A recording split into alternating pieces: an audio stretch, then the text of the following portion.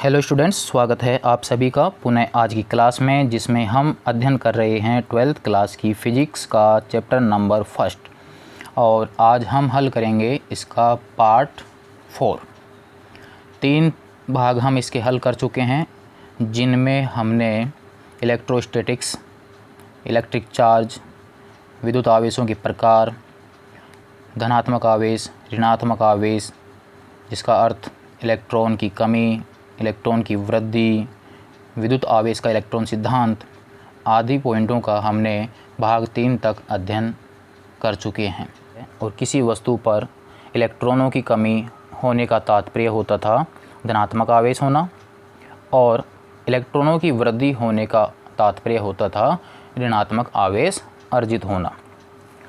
तो किसी भी वस्तु पर धनात्मक आवेश और ऋणात्मक आवेश प्राप्त किस प्रकार से किया जा सकता है, उसी के बारे में आज हम अध्ययन करेंगे, और उसे ही कहा जाता है आवेशन। तो आवेशन का अर्थ क्या हुआ? किसी वस्तु को आवेशित करने की जो प्रक्रिया होती है वह प्रक्रिया कहलाती है आवेशन, कि किस प्रकार से उसे आवेशित किया जा सकता है, उस प्रक्रिया को क्या कहते हैं? आवेशन। तो किसी भी वस्तु पर जो आवेश हम अर्जित कर रहे हैं वह आवेश लाने की 2 विधियां हैं। नंबर 1 संपर्क द्वारा आवेशन, सेकंड जो विधि है इसकी वह है प्रेरण द्वारा आवेशन। संपर्क द्वारा आवेशन की जो प्रक्रियाएं हैं उनके उदाहरण हम पार्ट 3 तक देख चुके हैं, उनको दोबारा से समझते हैं। तो संपर्क द्वारा जो आवेशन होता है, इसका मतलब किसी वस्तु को स्पर्श करा के हम उसके ऊपर आवेश प्राप्त कर सकते हैं। तो नंबर 1 हो गया संपर्क द्वारा आवेशन, नंबर 2 हो गया प्रेरण द्वारा आवेशन। संपर्क द्वारा आवेशन जो है उसके भी हम 2 भाग कर सकते हैं। इसमें नंबर ए भाग का नाम दे दिया हमने घर्षण द्वारा आवेशन, और सेकंड नंबर दे दिया मैंने बी चालन द्वारा आवेशन, और एक विधि है प्रेरण द्वारा आवेशन। तो प्रेरण द्वारा जब आवेशित करेंगे वस्तुओं को तो उनमें वस्तुओं को आपस में स्पर्श नहीं कराते हैं। तो आज हम देखते हैं फर्स्ट में संपर्क द्वारा आवेशन। इसमें पहली विधि है हमारे पास में घर्षण द्वारा आवेशन। तो नंबर 1 की अगर हम बात करें घर्षण द्वारा आवेशन, तो यहाँ पर 2 वस्तुओं को अगर हम आपस में रगड़ते हैं वही विधि होती है आपके घर्षण द्वारा। तो हमने यहाँ पर एक उदाहरण लिया कि यदि किसी कांच की छड़ को किसी रेशम के कपड़े से घर्षण कराया जाता है, कांच की छड़ को रेशम के कपड़े से घर्षण कराया जाता है, अर्थात कांच की छड़ को इसके साथ रगड़ा जाता है। तो रगड़ने से विद्युत आवेश का जो इलेक्ट्रॉन सिद्धांत है उसके अनुसार कांच की छड़ से कुछ इलेक्ट्रॉन रेशम के कपड़े पर पहुंच जाते हैं, जो हम पहले अध्ययन कर चुके हैं। तो जब कांच की छड़ से कुछ इलेक्ट्रॉन रेशम के कपड़े पर पहुंचेंगे तो कांच की छड़ पर इलेक्ट्रॉनों की क्या हो जाएगी? कमी, जबकि रेशम के कपड़े पर इलेक्ट्रॉनों की क्या होगी? वृद्धि। तो जहाँ पर इलेक्ट्रॉनों की कमी होती है इसका अर्थ यह हुआ कि उस वस्तु के ऊपर धनावेश आ जाता है, और जहाँ इलेक्ट्रॉनों की वृद्धि होती है उसके ऊपर ऋणावेश आ जाता है। तो यहाँ पर रगड़ने के कारण कांच की छड़ पर धनावेश प्राप्त हुआ और रेशम के कपड़े पर ऋणावेश प्राप्त हुआ। इस प्रकार से घर्षण के द्वारा वस्तुओं को क्या किया जा सकता है? आवेशित किया जा सकता है, जो हमने इस उदाहरण के द्वारा समझा है। यहाँ पर परिभाषा अगर हम देना चाहें तो क्या परिभाषा हो सकती है? जब 2 विद्युतरोधी पदार्थों को परस्पर रगड़ा जाता है या घर्षण कराया जाता है तो एक वस्तु से दूसरी वस्तु पर कुछ इलेक्ट्रॉनों का स्थानांतरण होता है, जिसके कारण वे वस्तुएं आवेशित या विद्युन्मय हो जाती हैं। इस प्रक्रिया को ही कहा जाता है घर्षण द्वारा आवेशन। तो जब हम इसको घर्षण कराएंगे तो एक दूसरे के क्या लाएंगे? संपर्क में। इस कारण घर्षण वाली जो प्रक्रिया है वो किसके अंदर आएगी? संपर्क द्वारा आवेशन में। तो यहाँ पर ये इसकी हो जाती है परिभाषा, जिसको आप नोट कर सकते हैं।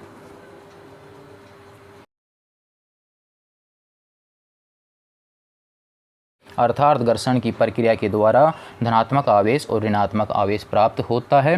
और किसी वस्तु पर धनात्मक आवेश और ऋणात्मक आवेश प्राप्त होने का तात्पर्य है कि वस्तु आवेशित हो चुकी है। यही थी प्रक्रिया घर्षण के द्वारा आवेशन। इस प्रक्रिया में कुछ पॉइंटों को अब आपको समझना है, क्योंकि किसी भी पॉइंट को रटना नहीं है, उसके कंसेप्ट को माइंड में बिल्कुल क्लियर करना है, ढंग से समझना है। रटने की कोई आवश्यकता नहीं है, समझने के बाद खुद जोड़ के उसको आप लिख सकते हैं। तो जैसे यहाँ पर उदाहरण को समझा और उदाहरण के द्वारा हमने इसकी डेफिनेशन दी, तो किस प्रकार से हम इसकी परिभाषा दे सकते हैं, वो कब, जब इस पूरी प्रक्रिया को ढंग से समझा जाता है। तो किसी भी पॉइंट को बिल्कुल गहराई से आप समझिए कि किस प्रकार से वो प्रक्रिया कर रहा है, क्या क्या प्रोसेस हो रहा है, किस प्रकार से बढ़ना है और किस प्रकार से उसका आंसर निकालना है। पहला निष्कर्ष देखिए यहाँ से यह निकलता है कि हम पहले अध्ययन कर चुके हैं कि विद्युत रोधी पदार्थ हैं, तो विद्युत रोधी पदार्थों में आवेश संपूर्ण पृष्ठ पर नहीं फैलता है। पहली बात, चालक वस्तु अगर होती तो वहाँ पर आवेश सतह पर फैल जाता। तो यहाँ पर ध्यान देना कि कांच की छड़ और रेशम के कपड़े के जिस भाग को आपस में रगड़ा जाएगा, अर्थात जिस स्थान से रगड़ा जाएगा, आवेश उसी ही स्थान पर बरकरार रहेगा, पूरे पृष्ठ पर नहीं फैलेगा। नंबर सेकंड, क्या सारांश मिल रहा है हमारे को कि कांच की छड़ से जितने इलेक्ट्रॉन निकलते हैं उतने ही इलेक्ट्रॉन रेशम के कपड़े पर पहुंचते हैं। एक वस्तु से जितने इलेक्ट्रॉन बाहर निकलते हैं, दूसरी वस्तु पर उतने इलेक्ट्रॉन पहुंचते हैं। तो यहाँ से क्या स्पष्ट हो रहा है कि जितना धनावेश कांच की छड़ पर होगा, समान परिमाण व विपरीत प्रकृति का ऋणावेश किसके ऊपर होगा, रेशम के कपड़े पर। तो घर्षण की प्रक्रिया में आवेश की जो मात्रा होगी वह समान होगी, यानी मात्रा समान होगी, और आवेशों की प्रकृति जो होगी वह विपरीत होगी घर्षण की प्रक्रिया में। थर्ड, यहाँ से थोड़ा और ध्यान देना आप कि यदि जब कांच की छड़ और रेशम के कपड़े को परस्पर रगड़ा नहीं जाता है उससे पूर्व, तो क्या कांच की छड़ में आवेश नहीं था? क्या रेशम के कपड़े में आवेश नहीं थे? कोई भी पदार्थ जब होता है जिसमें द्रव्यमान होता है तो उस द्रव्यमान होता है तो उसमें परमाणु होता है, परमाणु होता है तो उसमें नाभिक में प्रोटॉन और इलेक्ट्रॉन भी मौजूद होते हैं, और इलेक्ट्रॉन पर ऋणात्मक आवेश और प्रोटॉन पर धनात्मक आवेश होता है। अर्थात प्रत्येक पदार्थ में आवेश तो पहले से ही मौजूद होता है, लेकिन उस पूरे पदार्थ का जो कुल आवेश होता है, जिसे नेट चार्ज कहते हैं, नेट आवेश, वो नेट आवेश कितना होता है, शून्य होता है। तो जब इनको घर्षण नहीं कराया गया था उस स्थिति में कांच का नेट आवेश कितना था, शून्य। रेशम का नेट आवेश कितना था, शून्य। तो दोनों वस्तुओं का जो युग्म बना या जोड़ा बना, तो वो टोटल जोड़े का आवेश भी कितना होगा, शून्य ही होगा। सेकंड प्रक्रिया में समझिए, जब इनको घर्षण कराया गया तब कांच की छड़ से कुछ इलेक्ट्रॉन निकल गए, तो इसका मतलब वहाँ पर इलेक्ट्रॉनों की कमी हुई, प्रोटॉनों की उसमें हो गई वृद्धि, जिससे वो धनावेशित हो गया। रेशम के कपड़े पर इलेक्ट्रॉन बढ़ गए, प्रोटॉन उसमें कम हो गए, इसलिए वो क्या हो गया, ऋणावेशित हो गया। अब दूसरा, यहाँ से यह भी स्पष्ट हो रहा है कि जितने इलेक्ट्रॉन निकले उतने इलेक्ट्रॉन दूसरे पे पहुँचे। इसका मतलब जितना धनावेश कांच की छड़ पर है उतना ही ऋणावेश रेशम के कपड़े पर है। तो पुनः अब यदि इन दोनों वस्तुओं के युग्म का टोटल किया जाएगा, कांच और रेशम को मिला के ये जो निकाय पूरा बना है, इस पूरे निकाय का अब नेट आवेश वापस कितना होगा, शून्य ही होगा।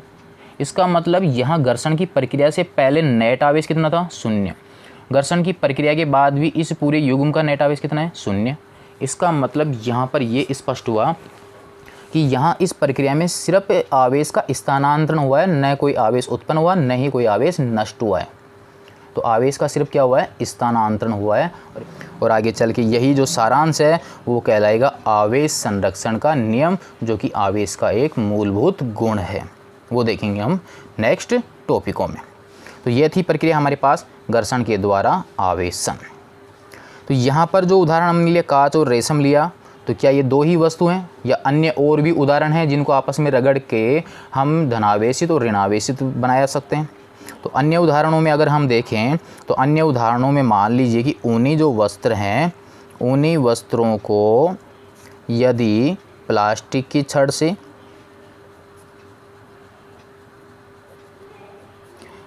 एबोनाइट की छड़ से, एम्बर। तो अब यदि ऊनी वस्त्र से प्लास्टिक की छड़ को घर्षण कराएं, एबोनाइट की छड़ को घर्षण कराएं, एम्बर को घर्षण कराएं, तो यहाँ पर घर्षण कराने के बाद में ये देखा गया कि ऊनी वस्त्र से इलेक्ट्रॉन निकलते हैं और इनमें से कोई सा भी लेंगे तो उनके ऊपर इलेक्ट्रॉन पहुँचता है। इसका मतलब ऊनी वस्त्र पर धनावेश, प्लास्टिक की छड़ लेंगे तो ऋणावेश, एबोनाइट की छड़ लेंगे तो ऋणावेश, एम्बर लेंगे तो ऋणावेश।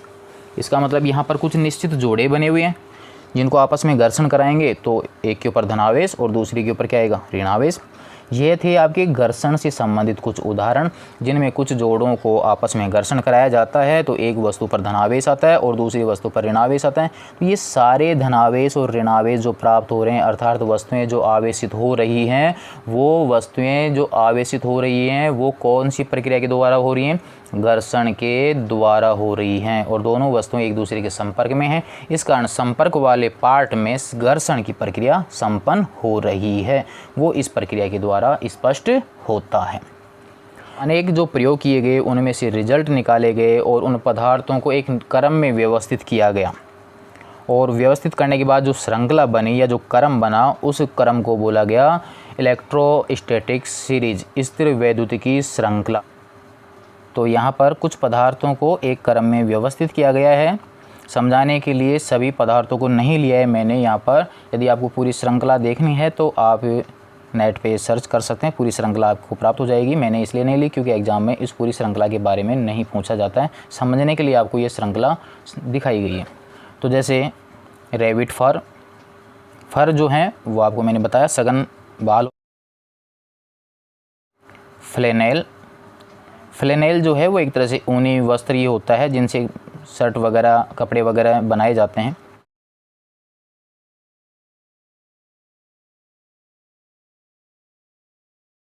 ग्लास, ह्यूमन हेयर, नायलॉन, वूल, कैट फर, बिल्ली के जो बाल हैं,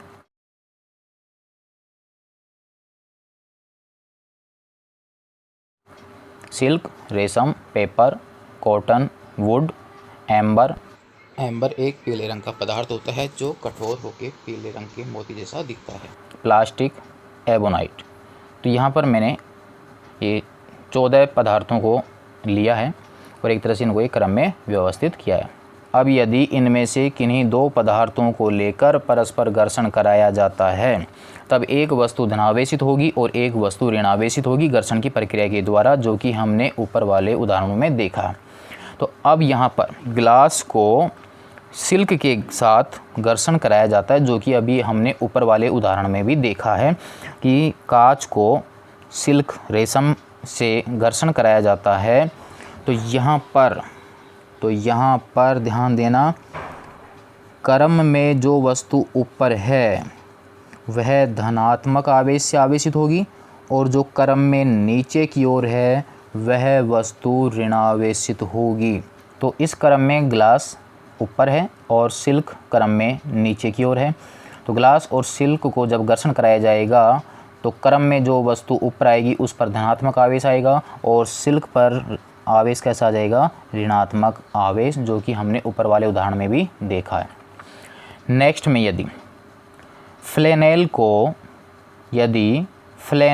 को वुड के साथ घर्षण कराया जाता है तो 2 नंबर और 11 नंबर वाले वस्तु को यदि आपस में घर्षण कराया जाता है तो क्रम में 2 नंबर वाला ऊपर है और वुड आपके नीचे है। तो यहाँ पर फ्लेनेल के ऊपर कैसा आवेश आ जाएगा, पॉजिटिव, और वुड के ऊपर कैसा आवेश आ जाएगा, नेगेटिव।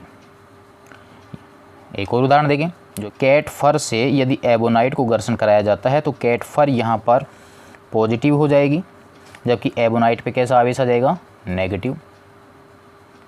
अब यदि ग्लास और कैट फर को ही घर्षण करा दिया जाए तो यहाँ पर ग्लास और कैट फर में ग्लास ऊपर है और फर नीचे के क्रम में है। तो इसका मतलब ये हुआ कि ग्लास पर तो धनावेशित होगा इस जोड़े में, लेकिन इस स्थिति में फर के ऊपर कैसा आवेश आ जाएगा, नेगेटिव आ जाएगा। यहाँ पर कैट फर और सिल्क लें तो कैट फर पॉजिटिव हो जाएगी, सिल्क के ऊपर कैसा आवेश आ जाएगा, नेगेटिव आवेश आ जाएगा। तो यहाँ से यह स्पष्ट हो रहा है कि कोई जो वस्तु थी वो वस्तु ऊपर वाली वस्तु के लिए नेगेटिव का काम कर रही है, जबकि इससे नीचे वाली वस्तु के लिए वो पॉजिटिव का काम करेगी। तो इसका मतलब ये हुआ कि श्रृंखला में जो सबसे टॉप पर होगा वो हमेशा पॉजिटिव होगा और इस श्रृंखला में जो सबसे नीचे होगा वो हमेशा नेगेटिव होगा। तो यहाँ पर एबोनाइट सबसे नीचे होता है। कुछ पदार्थ और भी इनके मध्य हैं, तो यहाँ पर एबोनाइट सबसे नीचे होगा। तो ग्लास ऊपर की ओर है, बाकी सारे पदार्थ जब लेंगे तो वो सारे के सारे आपके नीचे की ओर हैं। तो नीचे वाली सारी वस्तु ऋणात्मक आवेश से आवेशित हो जाएगी और जबकि क्रम में ऊपर आने वाली जो वस्तुएं हैं वो आपके धनात्मक आवेश से आवेशित हो जाएंगी। मध्य वाली जो वस्तुएं हैं वो किसी के लिए धनात्मक का कार्य भी करेंगी तो किसी के लिए ऋणात्मक का कार्य भी करते हैं। तो यह थी आपके इलेक्ट्रोस्टैटिक सीरीज, या इसे घर्षण क्रम भी कहते हैं।